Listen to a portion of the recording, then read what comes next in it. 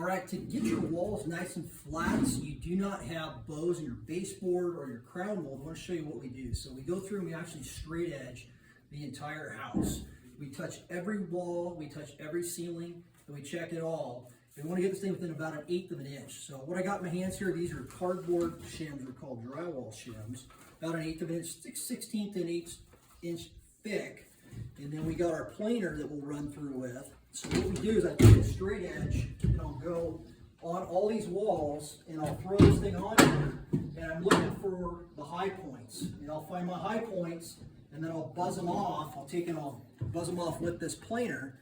And then once I get all those done, then I'll come back on my low points and I'll throw in all these drywall shims.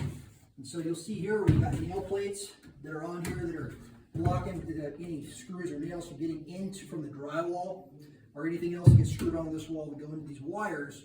These protect here, but they also push out the wall, the drywall. So we'll shim sometimes behind these as well.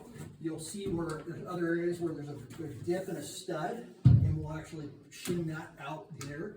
And then there's high points, like you can see here, where we've actually buzzed this off with the planer.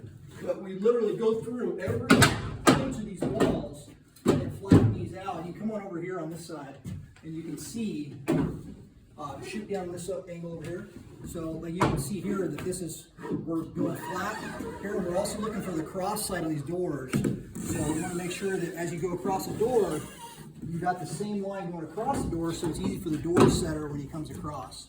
So we'll also check it in this direction to make sure we don't have any bows here. And then it's really important to go up right at the top of the wall in this area, also down at the baseboard where your base would go, right in this area, to make sure you don't see any whoop-de-doos that happen in the base, or if you don't either crown mold or if you do just regular drywall. You can see it once if you have a different color paint on the wall and you cut it in, you're going to see that line move at the top if you don't flatten it out nicely. So another spot it's really important to do it in is over here inside of your shower.